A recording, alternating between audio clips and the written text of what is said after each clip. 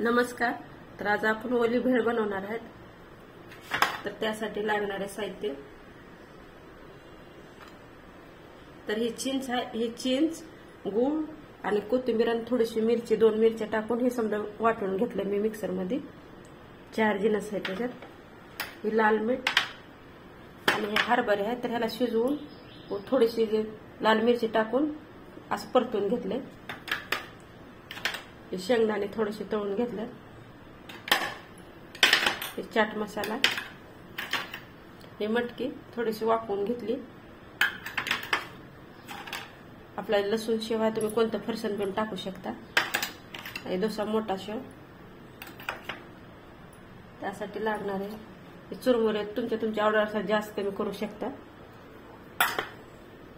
थोडीशी कांद्याची पात, 1 टमाटर, 1 कांदा, अर्धी ककडी, 1 लिंबू आणि कोथिंबीर. कारण का आपण आता दुपारच्या टायमाला भूक लागते, चहाच्या टायमाला म्हणून हलकं फुलकं काय तर करून खायचं. साहित्य करायला घेऊ.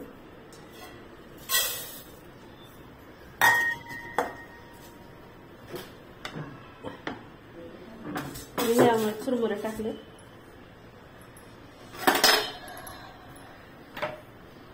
तर ही चटणी केलेली आहे ती टाकायची. तुमच्या आवडून झालं घट पातळ आंबट करू शकता तुम्ही. तर आज आपण ओली भेळ बनवणार आहे, त्यामुळे तिखट सगळं मी मिक्स केले.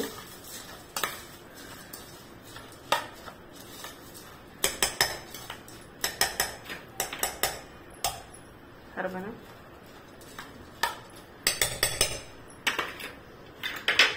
मटकी, कारण का जेवढं पदार्थ भेळामध्ये टाकतात तेवढं ते भेळ म्हणतात. काय पण टाकू शकता तुम्ही. शेंगदाणे,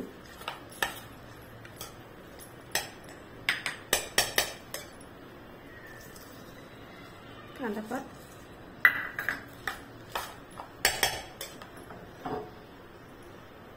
कांदा,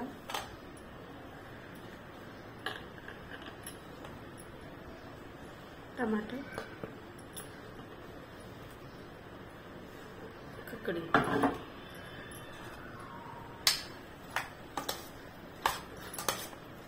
छान असं मिक्स करून घ्यायचं. हे लाल मीठ आहे, मीठ टाकायचं. कारण का हरभऱ्यात ते आधीच टाकलं होतं थोडंसं मीठ शिजाय टाकताना. भरपूर असा शेव टाकायचा.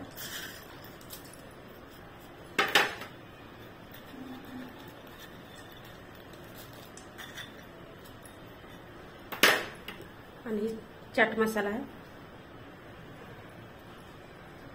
हे पण टाकून घ्यायचा.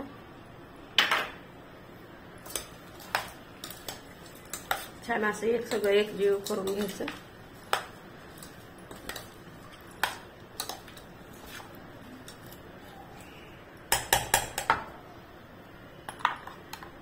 जास्त कमी तुमच्या आवडीनुसार चटणी टाकू शकता.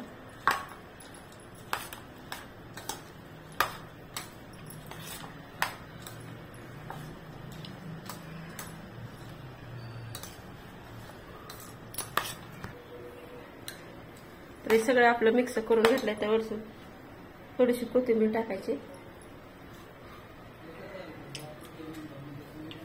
तर मस्त आपली भेळ खाण्यासाठी तयार झाली, ओली भेळ. 4-5च्या टायमाला हलकं फुलकं. तर आता आपण एका प्लेटात काढून घेऊ. तर आपली मस्त भेळ खाण्यासाठी तयार झाली. तर तुम्ही लिंबू पण वरून टाकू शकता, कारण का मी ह्याच्यात जास्त आंबट टाकल्यामुळं जास्त आवडायचं. लिंबू पिळून खायची मस्त लागते आपली भेळ, ओली भेळ.